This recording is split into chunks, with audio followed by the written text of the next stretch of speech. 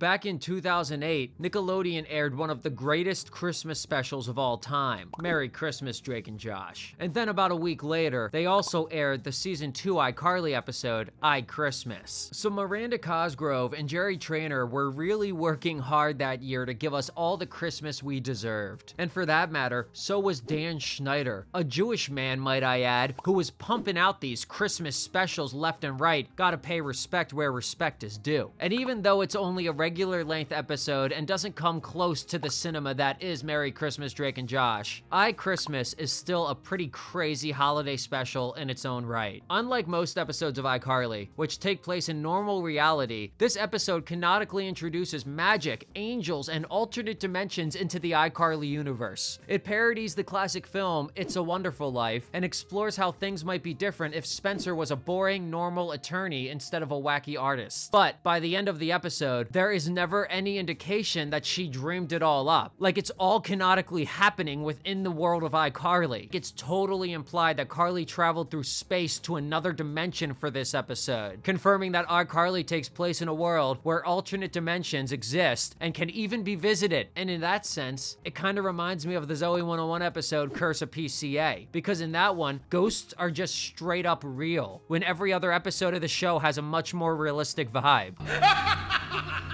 But face.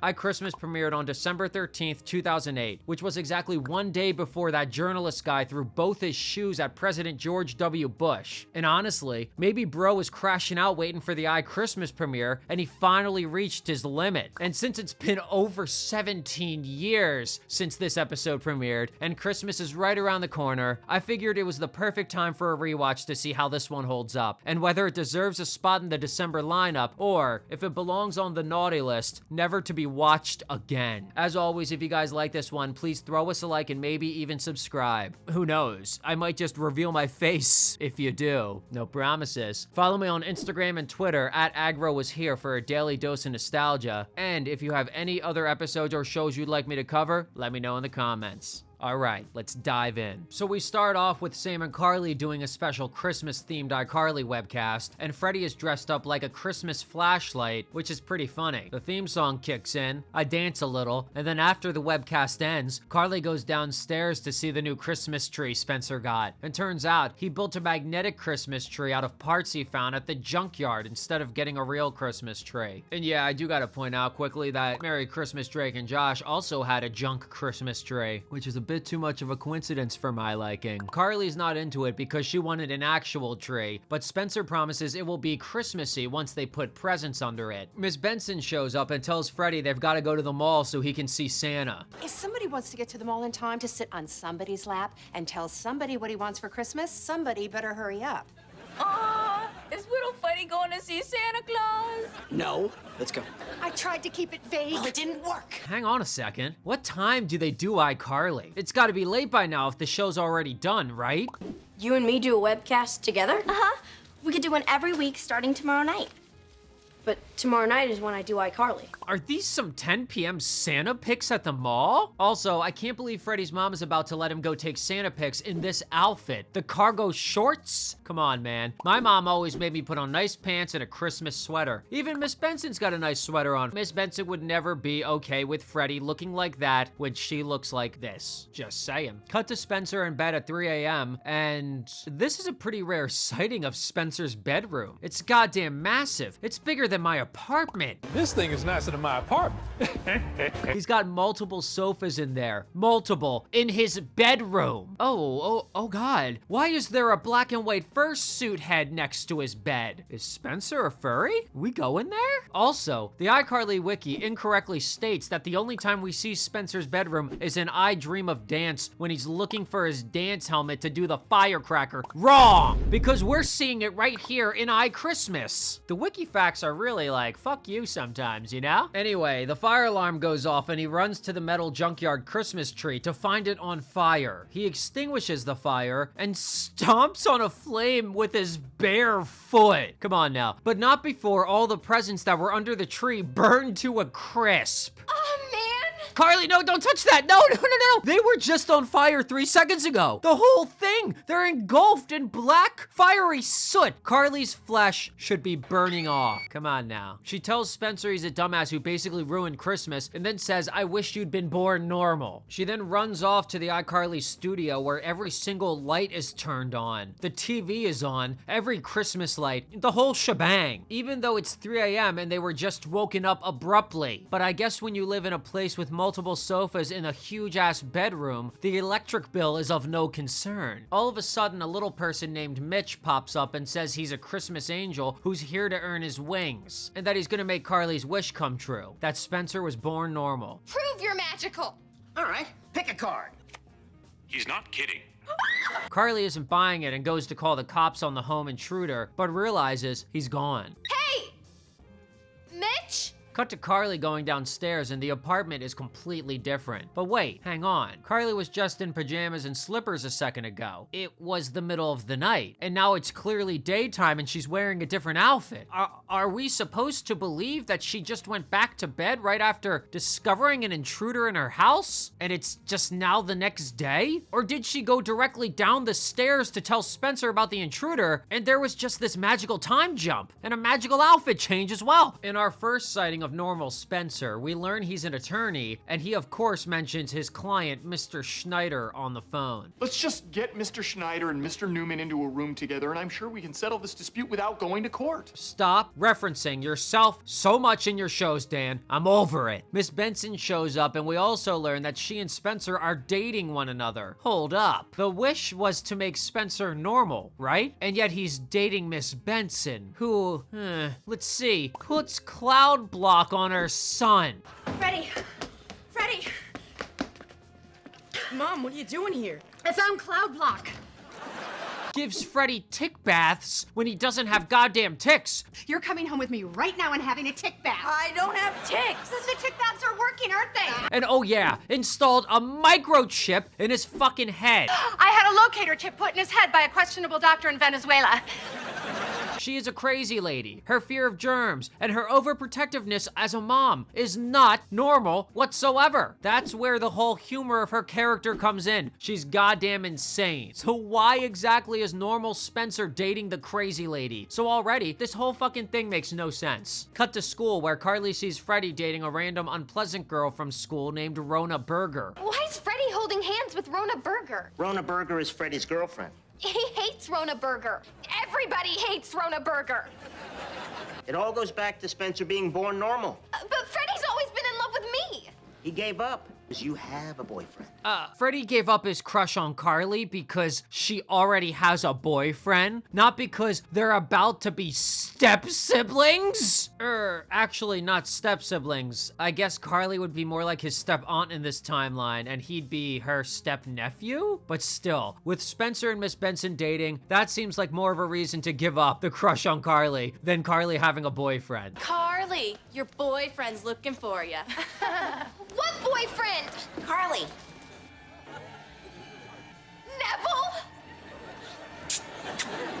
Okay, let me save you some trouble right here, right now. In case you're wondering how the hell changing Spencer's personality results in Carly dating Neville, don't think about it too hard, because the Nickelodeon writers sure didn't. They don't even attempt to explain this one. The scene just ends. They genuinely didn't bother to come up with an explanation whatsoever. And this bothers me because it actually makes no goddamn sense. In the original timeline, Neville is shown to be several years younger than them, and he was never their classmate. And he didn't go to their school. I'm Neville Papperman. You're Neville? You're just a little kid. He's so cute. Cut to the iCarly studio, which is full of boxes, because I guess normal people just collect tons of empty boxes. It's no longer the iCarly studio because Mitch explains in this universe there is no iCarly. I think you better forget about Sam. Why? She barely knows you. That's a lie. Spencer thought she was a bad kid. He never let you hang out with her when you were little. We do iCarly together every week. There is no iCarly. And honestly, without the iCarly webcast existing, it makes even less sense for Carly to be dating Neville. In the original timeline, the only reason she met Neville in the first place was because of iCarly, because he was going to review her webcast for his website, Nevillosity. Hey, You guys got an email from Neville Peppermint. Nevillosity! Move! He says he loved our web show and he wants to interview me. So if Carly doesn't exist, they have no reason to have ever crossed paths in the first place. You were who you were because Spencer was who he was. You changed him, and that changed your life. Even if Carly's personality was different, that still doesn't explain why the hell Neville's mom decided to enroll him at an entirely different school. Also, if we go back to the scene where Mitch first warped her to the alternate dimension, all the iCarly stuff should have disappeared around her immediately, right? But it didn't. What just happened? He was born normal. The only detail of this alternate dimension that makes sense is Carly and Sam never becoming friends, because normal Spencer thought Sam was a bad influence and didn't let them hang out. So Carly goes to visit Sam and Juvie, and Coach Beast from Glee makes a brief appearance as Sam's guard. Nobody visits me. Oh, can it, Puckett, and sit down! Sam is confused why the hell Carly is visiting her, since they aren't friends, and Carly tries desperately to convince her that they were best friends until she wished herself into an alternate reality. If we're not best friends, then how would I know that you've slept with 2 different colored socks on your feet since you were little because you think it's good luck? And how would I know that your mom's foot has a tattoo on it? A tattoo of what? A foot. And of course, it wouldn't be a true episode of a Dan Schneider show without at least one foot reference. A foot. But actually though, why is Carly trying so hard to convince Sam here? It actually seems like by the end of the scene that Sam actually does believe her that they are best friends in a different timeline. But what does that even accomplish besides giving Sam a weird existential crisis? Cut back to the normal apartment where Neville shows up for Christmas and gives us a classic moment I'll never forget. Merry Christmas, la-dee-da-dee-da.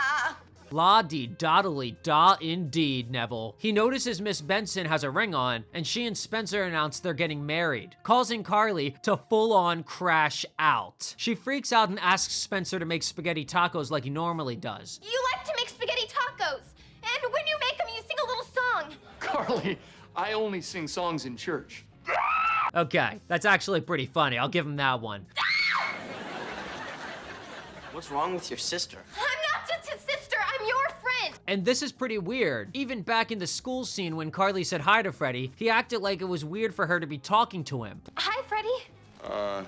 Why aren't they friends? They explained he gave up on having a crush on her, but that doesn't mean they couldn't still have a friendship, right? Also, with their families being so intertwined in this universe, it seems perfectly normal that they would have some kind of bond. Dude, Freddie, you were just at her apartment with your joint families, but you're gonna act like it's weird to say hi to her at school? The fuck's going on here, man? So Carly continues crashing out and tells Spencer she wants her old life back and wants him to go back to making sculptures and being a weirdo freak again. And I like this acting from Miranda Cosgrove. She's tugging at my heartstrings a bit, and I want to give her a hug. Also, Neville is funny as hell.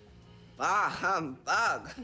Bah humbug indeed, Neville. Carly runs upstairs looking for Mitch, begging him to change Spencer back to his old self so that everything goes back to normal. But she can't find him, so she starts crying in the hallway instead, accepting her fate. And as she's crying, the magical transformation occurs. Her clothes change, and the door behind her changes back to having the iCarly logo on it, which is even more proof that the room should have changed around her the first time when the wish first took place in the beginning. But instead, it stayed the iCarly studio for that whole scene for some reason. Hey, did you check out that video I sent of the guy who could fit a whole grapefruit?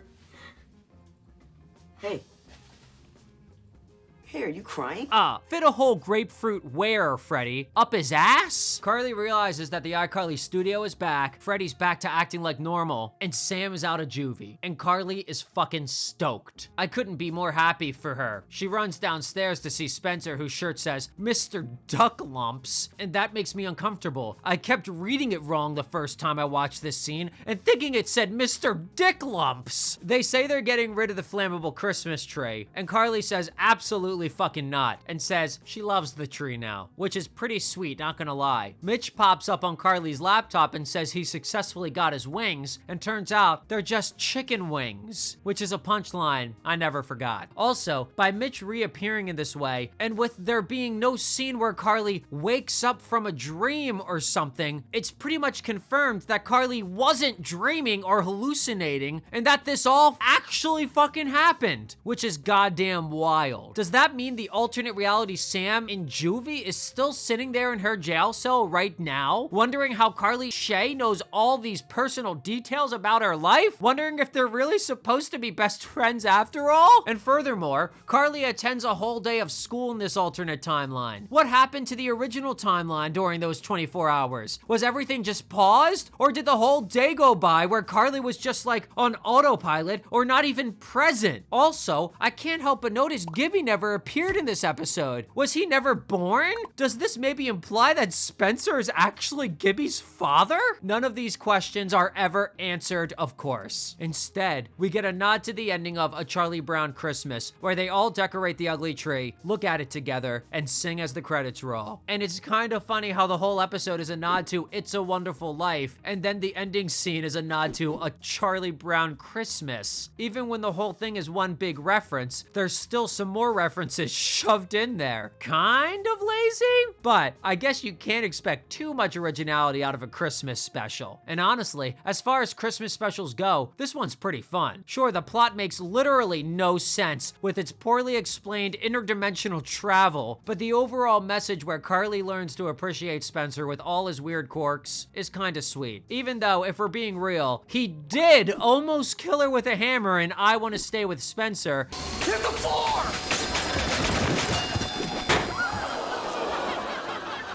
And then he almost burned the house down in this episode. And then he goes on to almost burn the house down again and kill everyone in I Got a Hot Room. My room's on fire! What?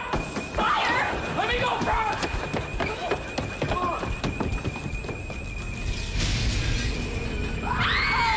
So honestly, maybe her lifespan would be projected to be a bit longer if he didn't make such dangerous sculptures. But nonetheless, it's a cute message about loving and accepting your family the way they are. So I'll take it. But enough of me yapping. What do you guys think of iChristmas? Is it a holiday classic in your household? Or did you forget about this one ever even existing? Let me know how you're feeling in the comments, and let's kick it. And of course, I gotta wish the merriest Christmas of all to the Agro Army, the channel members and Patreon members. You guys all made the nice list this year, but I'm gonna treat you like naughty, dirty sluts. I might be coming down your chimney this year in a skimpy Santa Claus outfit on Christmas Eve. So keep your eyes peeled and your windows locked. If you're still here, make sure you're fucking subscribed, buddy, and check out some other videos. It's the only way I'm gonna hit 100K, and I gotta hit that number sooner or later. All right, thanks for listening.